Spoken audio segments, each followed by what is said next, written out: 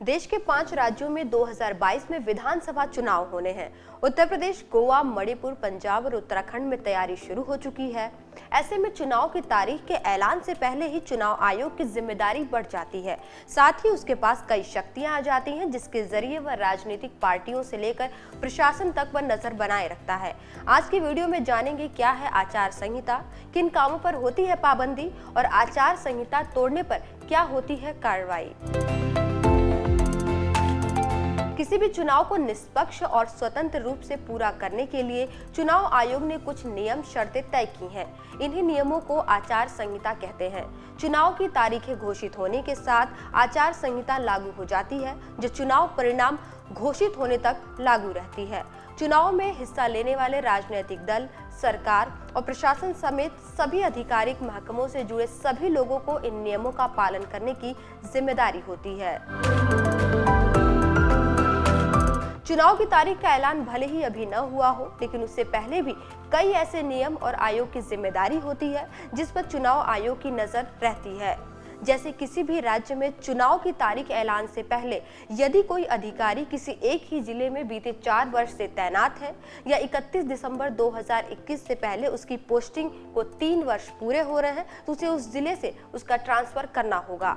हालांकि यह नियम DEO, RO, ARO, police inspector, sub inspector और इससे बड़ी पोस्ट के अधिकारियों पर ही लागू होते हैं। इसी के मद्देनजर चुनाव आयोग ने 5 राज्यों के मुख्य सचिव और मुख्य निर्वाचन अधिकारियों को पत्र लिखा है। आयोग ने पत्र में कहा है कि 31 दिसंबर 2021 तक अधिकारियों के तबादले और तैनाती का काम निपटा ले। साथ ही चुनाव आचार संहिता से सीधे जुड़े होने वाले अधिकारियों की नियुक्ति उनके गृह जिलों में नहीं होगी।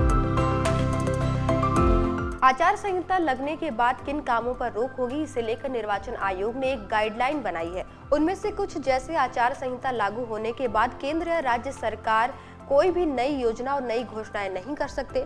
चुनावी तैयारियों के लिए सरकारी संसाधनों का इस्तेमाल नहीं किया जा सकता, जैसे सरकारी गाड़ी, बंगला, एयरक्राफ्ट आदि।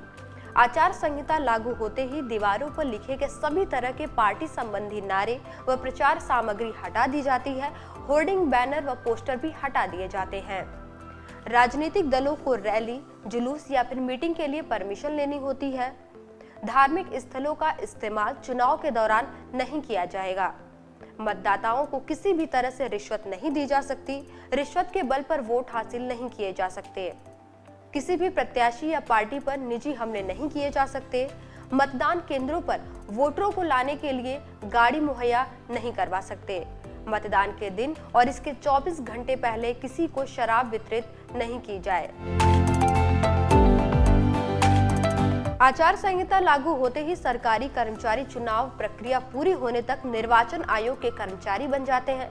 वह आयोग द्वारा दिए गए दिशा निर्देशों के अनुसार ही कार्य करते हैं। साथ ही चुनाव आयोग द्वारा जारी किए गए दिशा निर्देशों का पालन हो, इसका भी ध्यान रखते हैं। अगर कोई इन नियमों का पालन नहीं करता है अथवा उल्लंघन करते पाया जाता है, तो चुनाव आयोग उसके खिलाफ कार्रवाई कर सकता है। उम्मीदवार को चुनाव लड़ने से रोका जा सकता है या उसके विरुद्ध एफआईआर दर्ज हो सकती है और दोषी पाए जाने पर कार्रवाई भी की जा सकती है।